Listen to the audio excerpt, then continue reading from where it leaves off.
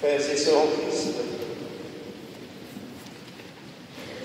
pendant ces derniers jours de la semaine sainte, l'Église nous fait, pour ainsi dire, revivre les derniers jours, les jours cruciaux que Jésus passa d'une façon visible parmi les siens. Il y eut d'abord ce repas, le repas symbole, on ne peut plus fort, de communion entre les hommes, femmes, enfants, communion en joie dans une même fraternité. Rassemblés autour d'une table, nous partageons ensemble la nourriture. Bien sûr, mais aussi les souvenirs d'hier, les projets, les espoirs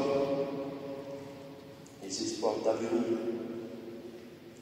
Et dans cette ambiance chaleureuse, nous cherchons, consciemment ou non, à nous libérer des divisions et des aliénations que la vie courante nous impose.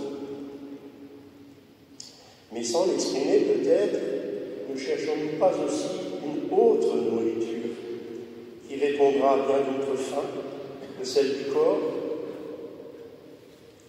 La faim de pouvoir se sentir ensemble, de pouvoir communier à un projet commun, de se nourrir de paroles qui éclairent, mobilisent, encouragent.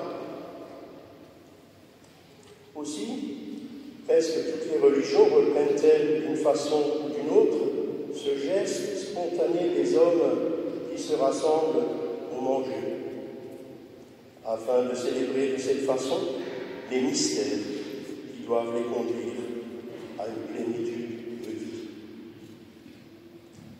Un repas fut le geste inaugural du peuple de l'Exode, avant de se mettre en route vers sa liberté. Et tous les ans, les Juifs renouvellent ce geste en mémoire. Un repas aussi que cette Eucharistie dont Paul, bien avant les évangiles, nous livre le récit de l'institution. Désormais, les chrétiens feront mémoire d'une autre Pâque, d'un autre passage, d'une autre libération. Notre Pâque, à nous, c'est le Christ, affirmons-nous.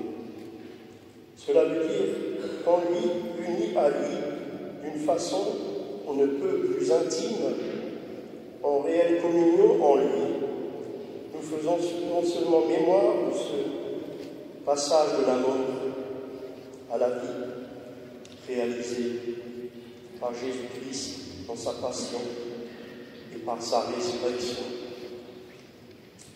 Mais nous en devenons comme des contemporains. Nous le proclamons aujourd'hui dans l'espérance de sa venue. Ce qui veut dire que cet extraordinaire renversement, cette métamorphose, ce passage d'un être voué à la mort, à une vie déjà nouvelle et indiscutable qui se réalise en nous aussi. Si nous en prenions vraiment conscience, l'efficacité d'une seule communion devrait suffire pour nous chambouler, nous sauver totalement et définitivement.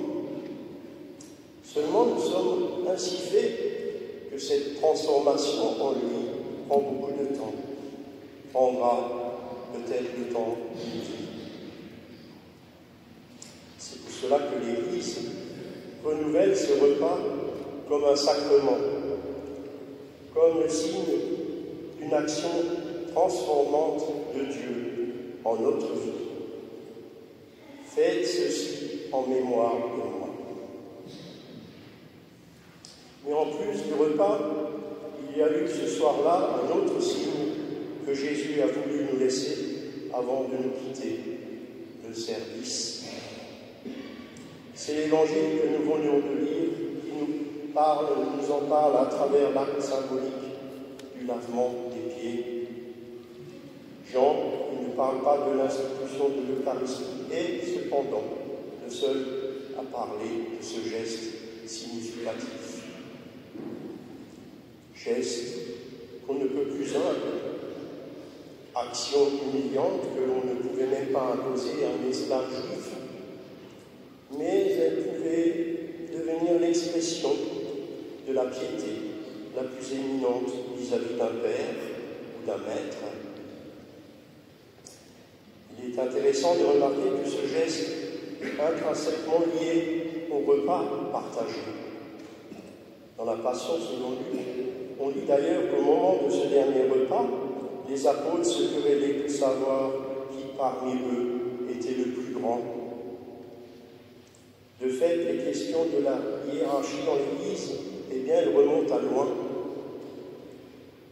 Jésus prononce alors des paroles renversantes dans le vrai sens du mot.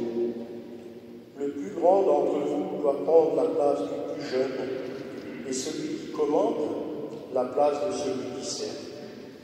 Eh bien moi, je suis au milieu de vous comme celui qui sert.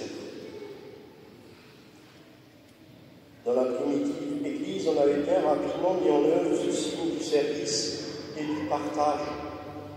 Ce fut d'ailleurs la raison de l'institution des diacres ou le service des tables. Ainsi, ce qu'on appelle aujourd'hui l'action caritative découle tout naturellement du geste du corps partagé. Le service en est la suite logique et indispensable. Signe par lequel les plus pauvres, les plus démunis, les plus délaissés pourront pressentir, sinon découvrir que l'amour existe et un jour lui donner un nom. Amen.